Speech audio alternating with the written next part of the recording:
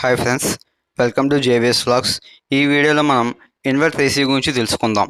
So first inverter AC అంటే మన electrical inverter మీద రన్ అయ్యే ఏసీ కాదు. ఓకే, సో ఏంటంటే ఇన్వర్టర్ టెక్నాలజీని యూజ్ చేసుకుంటున్నాం మనం.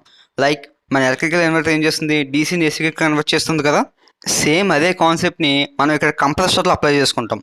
ఇచ్చిన మనం ఏసీని డీసీగా కన్వర్ట్ చేసి ఆ డీసీని వేరియబుల్ ఫ్రీక్వెన్సీగా కన్వర్ట్ చేయడం ద్వారా మనకి కంప్రెషన్ అనేది వేరియబుల్ స్పీడ్లో మూవ్ అవుతూ ఉంటుంది. So first inverter technology. So inverter technology అనేది variable frequency drive. Okay, that is used to control the speed of electric motor. So మనకి కంప్రెసర్ ఉంది కదా, సో కంప్రెసర్లో ఏముంటుంది, మోటార్ ఉంటుంది కదా. సో ఈ మోటార్ని రొటేట్ చేయడానికి మనం విఎఫ్ఈస్ అనేది యూజ్ చేస్తారు, వేరియబుల్ ఫ్రీక్వెన్సీ డ్రైవ్. ఓకే, ఇది ఏం చేస్తుందంటే మనకి ఎలక్ట్రిక్ మోటార్ని కంట్రోల్ చేయడానికి యూజ్ చేస్తారు. ఓకే, ఎలక్ట్రిక్ మోటార్ యొక్క స్పీడ్ని కంట్రోల్ చేయడానికి యూజ్ చేస్తారు.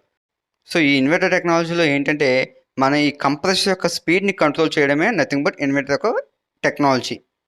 సో నార్మల్గా ట్రెడిషనల్ ఎయిర్ కండిషనర్లో సో మనకు నార్మల్ ఏసీలో ఏమవుతుంది, ఓకే, మన కంప్రెసర్ అనేది ఒకే స్పీడ్లో రొటేట్ అవుతుంది. సో ఎప్పుడైతే మనకి కూలింగ్ లేదో అప్పుడైతే ఫాస్ట్గా రొటేట్ అవుతుంది, ఎప్పుడైతే కూలింగ్ వచ్చినప్పుడు మనకి స్లోగా రొటేట్ అవుతుంది. సో ఇలా అక్కడ టెంపరేచర్ వేరియేషన్ కూడా ఎక్కువ ఉంటుంది అన్నమాట. సో ఇన్వర్టర్ టెక్నాలజీ ఏంటంటే వేరియబుల్ స్పీడ్ కంప్రెసర్ అనేది యూజ్ చేస్తాం. సో దీనివల్ల ఏంటంటే మనకి కంప్రెసర్ అనేది ఎప్పుడు ఆన్లోనే ఉంటుంది, బట్ మనకి టెంపరేచర్ ఎప్పుడైతే మనకి రిక్వైర్డ్ టెంపరేచర్ వచ్చిందో అప్పుడు దాని యొక్క స్పీడ్ తగ్గుతుంది. ఎప్పుడైతే టెంపరేచర్ గ్యాప్ ఎక్కువ ఉందో అప్పుడు మనకి కంప్రెసర్ అనేది స్పీడ్ పెరుగుతుంది. సో ఇప్పుడు డిఫరెన్సెస్ చూద్దాం. ఇక్కడ కింద ఇమేజ్లో చూసారు కదా, so inverter, non inverter. So first non inverter చూడండి, పవర్ సప్లై ఇస్తున్నాం కంప్రెసర్కి. సో కంప్రెసర్లో మనకి మోటార్ పిస్టన్ మూమెంట్ ఉంటుంది కదా, సో కంప్రెసర్ అనేది రొటేట్ అవుతుంది. సో మనకి constant speed rotation. Okay, so equal స్పీడ్లో రొటేట్ అవుతూ ఉంటే ఏమవుతుంది, సో కంప్రెసర్ అనేది ఈక్వల్ అమౌంట్ ఆఫ్ రిఫ్రిజరెంట్ని పంప్ చేస్తూ ఉంటుంది, అంతేనా. సో కంప్రెసర్ ఈక్వల్ స్పీడ్గా రొటేట్ అవుతుంటే మనకి రిఫ్రిజరెంట్ కూడా అంతే అమౌంట్ వెళ్తూ ఉంటుంది. సో అప్పుడు మనకి రిమోట్లో మనం ఏసీ 24 degrees అని సెట్ చేసుకున్నాం అనుకోండి, సో దానికి రిక్వైర్డ్ అమౌంట్ ఆఫ్ రిఫ్రిజరెంట్ అనేది వెళ్తూ ఉంటుంది, మనకి రిక్వైర్డ్ టెంపరేచర్ అనేది అక్కడ రూమ్లో వస్తుంది. సో ఎప్పుడైతే మనకి 24 వచ్చిందో అప్పుడు కంప్రెసర్ అనేది ఆఫ్ అయిపోతుంది. ఓకే, సో ఎప్పుడైతే మనకి 24 కాస్త నెక్స్ట్ 25, 26 వచ్చిందో అప్పుడు మళ్ళీ కంప్రెసర్ అవుతుంది. సో ఇట్లా కంప్రెసర్ మనకి ఆన్ అండ్ ఆఫ్ జరుగుతూ ఉంటుంది ఇందులో. సో సేమ్ ఒకే స్పీడ్లో రొటేట్ అవుతుంది అండ్ ఆన్ అండ్ ఆఫ్ జరుగుతుంది ఇక్కడ. సో ఇందులో మనకి కంప్రెసర్ అనేది full power or no power అంటే అయితే ఫుల్ లోడ్, లేకపోతే అసలు లోడ్ లేకుండా జరుగుతుంది, ఓకేనా, అంటే on and of. So compressor తిరిగితే ఫుల్ స్పీడ్లో తిరుగుద్ది, లేకపోతే ఆఫ్ అయిపోద్ది. ఇన్వర్టర్ తీసుకోండి. సో ఇన్వర్టర్కి మనం పవర్ సప్లై ఇచ్చాం, సో కంప్రెసర్ అనేది రొటేట్ అవుతుంది. సో కంప్రెసర్ రొటేట్ అవుతున్నప్పుడు మనకి రిక్వైర్డ్ టెంపరేచర్ వచ్చింది అనుకోండి, అప్పుడు మనకి కంప్రెసర్ అనేది లో స్పీడ్లో తిరుగుతుంది, అప్పుడు లో కెపాసిటీ అది. అదే మనకి హై కెపాసిటీ ఉందనుకోండి అప్పుడు హై స్పీడ్లో తిరుగుతుంది, అంటే అక్కడ హీట్ ఎక్కువ జనరేట్ అయింది. సో కంప్రెసర్ ఎక్కువ పని చేయాలి. సో ఎక్కువ పని చేయాలంటే ఇటు ఎక్కువ మూవ్ అవుతుంది, కంప్రెసర్ ఎక్కువ మూవ్ అవుతుంది. సో ఎక్కువ అమౌంట్ ఆఫ్ రిఫ్రిజరెంట్ని పంప్ చేస్తుంది. సో మనకి రూమ్ అనేది కూల్ అవుతుంది. సో ఎప్పుడైతే రిక్వైర్డ్ టెంపరేచర్ వచ్చిందో సో అప్పుడు ఏమవుతుంది, సో మనకి రిక్వైర్డ్ అమౌంట్ అవసరం లేదు కదా, రిఫ్రిజరెంట్ అవసరం లేదు కదా, సో అప్పుడు కంప్రెసర్ యొక్క స్పీడ్ తగ్గుతుంది. సో స్పీడ్ తగ్గిందంటే అమౌంట్ ఆఫ్ రిఫ్రిజరెంట్ ఫ్లో కూడా తగ్గినట్టు. సో అప్పుడు మనకి తక్కువ అమౌంట్ వెళ్తుంది, అప్పుడు మనకి ఏసీ అనేది రూమ్ అనేది ఈక్వల్ టెంపరేచర్ మెయింటైన్ చేస్తూ ఉంటుంది. సో టెంపరేచర్ డిఫరెన్సెస్ ఉండదు అన్నమాట అందులో ఎక్కువ. సో ఇన్వర్టర్కి నాన్ ఇన్వర్టర్కి డిఫరెన్స్ ఏంటంటే first one compressor technology.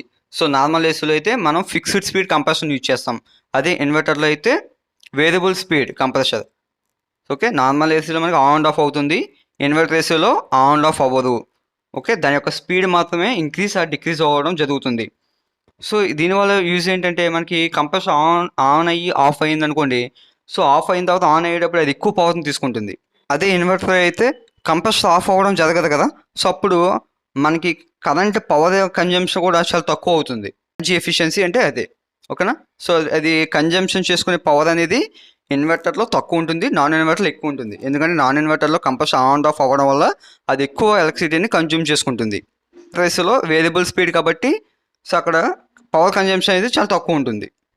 Cooling performance. So normal ఏసీలో అయితే మనకి టెంపరేచర్ వేరియేషన్ కనిపిస్తుందని చెప్పుకున్నాం కదా, సో అది 24 రాగానే నెక్స్ట్ 26 వచ్చినప్పుడు కంప్రెసర్ ఆన్ అవుతుంది. బట్ ఇక్కడ ఇన్వర్టర్లో అయితే కంప్రెసర్ అనేది కంటిన్యూస్గా రొటేషన్లో ఉంటుంది కాబట్టి మీకు టెంపరేచర్ వేరియేషన్ అనేది ఉండదు ఇక్కడ. సో మనకి రూమ్ టెంపరేచర్ అనేది స్టేబుల్గా ఉంటుంది. So next comfort and noise. So మీరు నార్మల్ ఏసీ తీసుకుంటే మనకి కంప్రెసర్ అనేది మూవ్ అవ్వడం వల్ల మనకి నాయిస్ అనేది వస్తుంది, ఎందుకంటే ఆన్ అండ్ ఆఫ్ అవడం వల్ల ఎక్కువ మోర్ నాయిస్ వస్తుంది. బట్ ఇక్కడ ఇన్వర్టర్ ఏసీలో మనకి ఆ నాయిస్ అనేది అంత ఉండదు ఇక్కడ మనకి. ఓకే, సో ఇక ప్రైస్ చూసుకుంటే నార్మల్ ఏసీ అనేది మనకి లెస్ ఎక్స్పెన్సివ్ ఉంటుంది, అది ఇన్వర్టర్ ఏసీ అయితే అడ్వాన్స్డ్ టెక్నాలజీ కాబట్టి ఇది ప్రైస్ అనేది ఎక్కువ ఉంటుంది. సో ఇందులో కాంపోనెంట్స్ ఒకసారి చూద్దాం. So first one compressor. So ఈ కంప్రెసర్లో మనం కంప్రెసర్ అంటే ఏంటి, అది కూడా ఒక మోటరే కదా, ఇందులో ఒక మోటార్ ఉంటుంది. సో ఇందులో మనం ఏంటంటే బిఎల్డిసి అంటారు, అంటే బ్రష్లెస్ డైరెక్ట్ కరెంట్ మోటార్స్ అని యూజ్ చేస్తారు. అంటే మనకి కంప్రెషన్ ఎప్పుడు కూడా ఆన్లో ఉంచడానికి ఇవి హెల్ప్ చేస్తూ ఉంటాయి. సో బిఎల్డిసి కంప్రెషన్ యూజ్ చేయడం వల్ల మనకి కంప్రెషన్ అనేది ఎప్పుడు కూడా ఆన్లో ఉంటుంది. సో ఇందులో మనం వాడేది విఎస్సి అంటే variable speed compressor. Okay, so next ఏంటి, ఇన్వర్టర్ టెక్నాలజీ అనుకున్నాం కదా, అంటే ఇన్వర్టర్ కూడా ఉండాలి కదా. సో ఇందులో మనకి ఒక ఇన్వర్టర్ కూడా ఉంటుంది. ఇది ఏం చేస్తుందంటే డీసీ టు ఏసీకి కన్వర్ట్ చేస్తుంది.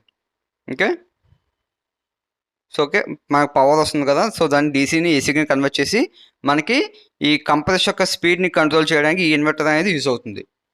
సో ఇన్వర్టర్ అనేది నథింగ్ కూడా ఒక circuit, PCB circuit. Okay, next controller. So controller is a device that receives input from the thermostat and sends signals to the inverter. So ఇన్వర్టర్కి సిగ్నల్ ఎవరు పంపుతుంది, థెర్మోస్టాట్ నుంచి మనకి సిగ్నల్ వస్తుంది. ఆ సిగ్నల్ అనేది ఈ కంట్రోలర్ అనేది మనకి ఇన్వర్టర్కి సిగ్నల్స్ పంప్ చేస్తుంది. Okay, next thermostat. So thermostat అంటే తెలుసు కదా, it is the senses the temperature of the room. So మనకి థెర్మోస్టాట్ అంటాం, లేకపోతే రూమ్ సెన్సర్స్ అంటాం. సో ఇవన్నీ కూడా మన రూమ్లో ఉన్న టెంపరేచర్ని సెన్స్ చేసుకుని అవి సిగ్నల్స్ని కంట్రోలర్కి పంపుతాయి. సిగ్నల్ అనేది ఇన్వర్టర్కి సిగ్నల్ పంపుతుంది. ఓకే, సో ఇన్వర్టర్ ఏం చేస్తుంది, స్పీడ్ ఆఫ్ కంప్రెషన్ని కంట్రోల్ చేస్తూ ఉంటుంది. సో ఇక్కడ డయాగ్రామ్ చూడండి ఇక్కడ. సో మనం ఏసీ సప్లై ఇచ్చాం. So AC 230 volt 50 hertz supply ఇస్తే, సో మనకి ఇన్వర్టర్లో ఇన్వర్టర్ అని 2 పార్ట్స్ ఉంటాయి. సో ఫస్ట్ కన్వర్టర్ ఏం చేస్తుందంటే ఏసీని డీసీ కింద కన్వర్ట్ చేస్తుంది. ఓకే, డీసీ 310 వోల్ట్స్ కింద కన్వర్ట్ చేస్తుంది. సో మనకి పీసీబీ సర్క్యూట్లో కన్వర్టర్ పార్ట్ ఏసీ నుంచి డీసీకి కన్వర్ట్ చేస్తుంది. ఇన్వర్టర్ పార్ట్ ఏం చేస్తుంది, ఈ డీసీని వేరియబుల్ ఫ్రీక్వెన్సీకి కన్వర్ట్ చేస్తుంది. సో ఏసీ అంటే on and of, so loop పైకి కిందకు ఉంది కదా, ఆన్ అండ్ ఆఫ్. డీసీ అంటే డైరెక్ట్ ఆన్. బట్ ఇన్వర్టర్ ఏం చేస్తుంది, ఫ్రీక్వెన్సీని చేంజ్ చేస్తూ ఉంటుంది. ఓకేనా, లో స్పీడ్ హై స్పీడ్ అనుకున్నాం కదా, ఆ వేరియేషన్ అది. సో ఆ వేరియేషన్స్తో మోటార్ని కంట్రోల్ చేస్తూ ఉంటుంది. సో సర్క్యూట్ డయాగ్రామ్ చూడండి. సో మనం ఏసీ సప్లై అనేది ఇచ్చాం. సో ఈ కన్వర్టర్ పార్ట్ ఏం చేస్తుంది, ఆ ఏసీని డీసీకి కన్వర్ట్ చేస్తుంది. సో మధ్యలో మనకి డయోడ్ బ్రిడ్జ్ సర్క్యూట్ ఉంటుంది. ఓకే, సో ఈ ఇన్వర్టర్ పార్ట్ ఏం చేస్తుంది, ఈ డీసీని వేరియబుల్ ఫ్రీక్వెన్సీకి కన్వర్ట్ చేసి మనకి మోటార్ని కంట్రోల్ చేస్తూ ఉంటుంది. ఓకేనా, సో ఇందులో అన్నీ కూడా ఎలక్ట్రానిక్ కాంపౌండ్స్ ఉంటాయి, డయోడ్స్ ట్రాన్సిస్టర్స్ ఉంటాయి ఇందులో. సో ఇన్వర్టర్ టెక్నాలజీ అనేది ఎలా వర్క్ అవుతుందో అర్థమైంది కదా. సో ఎప్పుడైతే మనకి ఎయిర్ అనేది ఎవాపరేట్ కాయిల్ గుండా పాస్ అవుతుందో, ఈ ఎవాపరేట్ కాయిల్ దగ్గర రూమ్ సెన్సర్ కానీ థెర్మోస్టాట్ కూడా ఉంటుంది. సో అది మనకి సెన్స్ చేసుకుని, ఓకే, ఈ రూమ్ టెంపరేచర్ అనేది రూమ్ సెన్సర్ అనేది సెన్స్ చేసుకుని సిగ్నల్స్ని కంట్రోలర్కి పంపుతుంది. సో కంట్రోలర్ ఏం చేస్తుంది, అక్కడి నుంచి సిగ్నల్స్ని మనకి ఇన్వర్టర్కి పంపుతుంది. సో ఇన్వర్టర్ ఏం చేస్తుంది, ఈ కంపెనీ యొక్క స్పీడ్ని రెగ్యులేట్ చేస్తుంది. ఓకే, సో ఇప్పుడు మనకి రూమ్ టెంపరేచర్ అనేది 24 ఉందనుకోండి, మనం 20 పెట్టాం. సో అప్పుడు ఏమవుతుంది, సిగ్నల్స్ వెళ్ళి కంప్రెషన్ అనేది కొంచెం స్పీడ్గా తిరుగుతుంది. అప్పుడు మనకి మోర్ అమౌంట్ ఆఫ్ రిఫ్రిజరెంట్ వెళ్ళి మనకు రూమ్ టెంపరేచర్ అనేది 20కి వస్తుంది. సో ఓకే, ఎప్పుడైతే 20కి వచ్చిందో మళ్ళీ ఈ రూమ్ సెన్సర్ సిగ్నల్ క్యాచ్ చేస్తుంది కదా. సో ఈ రూమ్ యొక్క టెంపరేచర్ యొక్క సెన్సర్ని క్యాచ్ చేసి అది మళ్ళీ మనకి కంట్రోల్ నుంచి ఇన్వర్టర్కి వెళ్ళి మళ్ళీ కంపెనీ యొక్క స్పీడ్ తగ్గుతుంది ఈసారి. ఓకే, సో ఇట్లా మనకి టెంపరేచర్ అనేది రూమ్లో మెయింటైన్ అవుతూ ఉంటుంది. సో ఇట్లా ఫీచర్స్ చూద్దాం. సో మనకి కంప్రెషన్ అనేది ఇన్వర్టర్ ఏసీలో అయితే వేరియబుల్ స్పీడ్, నాన్ ఇన్వర్టర్లో అయితే fixed speed. Energy efficient. So మనకి ఇన్వర్టర్ ఏసీ అయితే మోర్ ఎఫిషియెంట్, నాన్ ఇన్వర్టర్ అయితే లెస్ ఎఫిషియెంట్, ఎందుకంటే మనకి కంప్రెషన్ ఆన్ అండ్ ఆఫ్ అవుతూ ఉంటుంది కాబట్టి. నాయిస్ లెవెల్ ఇన్వర్టర్ ఏసీలో చాలా క్వైట్ ఉంటుంది, నాన్ ఇన్వర్టర్లో అయితే నాయిసీగా ఉంటుంది, ఎందుకంటే ఆన్ అండ్ ఆఫ్ అవుతూ ఉంటుంది కాబట్టి. టెంపరేచర్ కంట్రోల్ ఇన్వర్టర్ ఏసీలో మోర్ కన్సిస్టెంట్ ఉంటుంది, నాన్ ఇన్వర్టర్లో టెంపరేచర్ అనేది ఫ్లక్చువేట్ అవుతూ ఉంటుంది. ఓకే, ఫ్యూచర్స్ లైఫ్ స్పాన్ తీసుకుంటే ఇన్వర్టర్ ఏసీ మనకి longer life, non inverter shorter life. Price చూసుకుంటే మనకి ఇన్వర్టర్ ఏసీ అనేది మోర్ ఎక్స్పెన్సివ్, నాన్ ఇన్వర్టర్ అనేది లెస్ ఎక్స్పెన్సివ్. సో వీటితో పాటు మన మెయింటెనెన్స్ కూడా కన్సిడర్ చేసుకుంటే మనకి ఇన్వర్టర్ ఏసీలో మెయింటెనెన్స్ కాస్ట్ ఎక్కువ అవుతుంది, నాన్ ఇన్వర్టర్ ఏసీలో మనకి మెయింటెనెన్స్ కాస్ట్ అనేది తక్కువ ఉంటుంది. ఓకే, ఎందుకంటే ఇన్వర్టర్ ఏసీలో మనకి పీసీబీ బోర్డ్స్ ఇవన్నీ ఉంటాయి కాబట్టి అవి చాలా కాస్ట్లీగా ఉంటాయి. సో ఇవి కాకుండా డ్యూయల్ ఇన్వర్టర్ ఏసీ అంటారు, దీన్ని మనం ట్విన్ రోటరీ కంప్రెషన్ అంటాం. సో ఇందులో మనకి 2 కంప్రెసర్స్ 2 ఛాంబర్స్ ఉంటాయి. ఓకేనా, సో ఇది ఏం చేస్తుంది, మనకి ఇన్వర్టర్ ఏసీ కన్నా మోర్ ఫాస్టర్ కూలింగ్ ఇస్తుంది, reduced noise level, hire energy saving. ఏదైతే ఇన్వర్టర్ ఏసీ చేస్తుందో ఇది కూడా అదే చేస్తుంది. సో మనకి డ్యూయల్ ఇన్వర్టర్నే ట్విన్ ఇన్వర్టర్ టెక్నాలజీ అంటాం. సో ఇందులో మనకి ఏమవుతుంది, 2 separate compressors working in tandem to provide cooling. So ఇందులో మనకి ఒకటే సిలిండర్లో మనకి 2 కంప్రెసర్స్ అనేవి మూవ్ అవుతూ ఉంటాయి. సో దీనివల్ల మనకి డిఫరెంట్ అమౌంట్ ఆఫ్ ఫ్లో అనేది రెగ్యులర్గా వెళ్తూ ఉంటుంది. ఓకేనా? సో మనకి కంప్రెషన్ అనేది హై స్పీడ్లో లో స్పీడ్లో తిరగనవసరం లేదు. ఎందుకంటే మనకి కంప్రెషన్ స్పీడ్ కూడా ఇక్కడ మనం రెగ్యులర్గా మెయింటైన్ చేసుకోవచ్చు. ఎందుకంటే 2 కంప్రెసర్స్ ఉన్నాయి కదా! సో 2 కంప్రెసర్ వల్ల మనకి స్పీడ్ కాన్స్టెంట్‌గా పెట్టుకుని స్పీడ్ నార్మల్‌గా పెట్టుకుని మనకి రిఫిల్ అనేది కంటిన్యూస్‌గా ఫ్లో అనేది జరుగుతూ ఉంటుంది ఇందులో. సో లో రొటేషనల్ స్పీడ్లో కూడా మనకు కావాల్సిన రిఫ్రిజరెంట్ అమౌంట్ అనేది వెళ్ళి మనకి రిక్వైర్మెంట్ కూలింగ్ అనేది ఇస్తుంది. Smart dual inverter AC. So smart అంటే ఏంటి? సో స్మార్ట్ అంటే మనం ఆల్రెడీ చెప్పుకున్నాం కదా, స్మార్ట్ రిఫ్రిజిరేటర్స్ కూడా చెప్పుకున్నాం మనం. సో ఏంటంటే దీనికి ఒక మనం యాప్ ద్వారా మనం డైరెక్ట్గా వీటిని కంట్రోల్ చేసుకోవచ్చు. ఓకే, యాప్ కంట్రోల్స్ ఉంటాయి. సో వైఫై కనెక్టివిటీ ఉంటుంది, వాయిస్ కంట్రోల్ ఉంటుంది, రిమోట్ మానిటరింగ్ ఉంటుంది. ఇలా కొన్ని ఫీచర్స్ అనేవి మనం ఇంక్లూడ్ చేస్తే దాన్ని మనం స్మార్ట్ డ్యూయల్ ఇన్వర్టర్ ఏసీ అంటాం. ఓకే, వైఫై కనెక్టివిటీ ఉంటే మనం డైరెక్ట్గా వైఫై నుంచి మనం ఏసీ ఆన్ ఆఫ్ చేసుకోవచ్చు. సో వాయిస్ కంట్రోల్ ద్వారా ఆన్ ఆఫ్ చేసుకోవచ్చు. సో రిమోట్ మానిటరింగ్ అంటే మనం ఏసీని ఎక్కడి నుంచి ఆపరేట్ చేసుకోవచ్చు. సో ఇందులో మనకి వోల్టేజ్ స్టెబిలైజర్స్ అవసరమా అనే ఒక డౌట్ వస్తుంది యాక్చువల్గా అయితే. సో మనకి ఏంటంటే కొన్ని ఏసీలో అయితే ఇన్బుల్ట్ వోల్టేజ్ స్టెబిలైజర్ అంటాడు. సో ఇన్బుల్ట్ వోల్టేజ్ స్టెబిలైజర్ కదా అని చెప్పి మన స్టెబిలైజర్ పెట్టుకోకుండా ఉండాలా అంటే స్టెబిలైజర్ పెట్టుకోవడమే బెటర్. ఎందుకంటే మనకి వోల్టేజ్ ఫ్లక్చుయేషన్స్ మీకు ఎక్కువగా ఉన్నాయనుకోండి, సో ఆ టైంలో మనకి వోల్టేజ్ స్టెబిలైజర్ అనేది కాన్స్టెంట్గా ఇస్తుంది కాబట్టి సో నేనైతే సజెస్ట్ చేస్తాను వోల్టేజ్ స్టెబిలైజర్ అని పెట్టుకోవడం.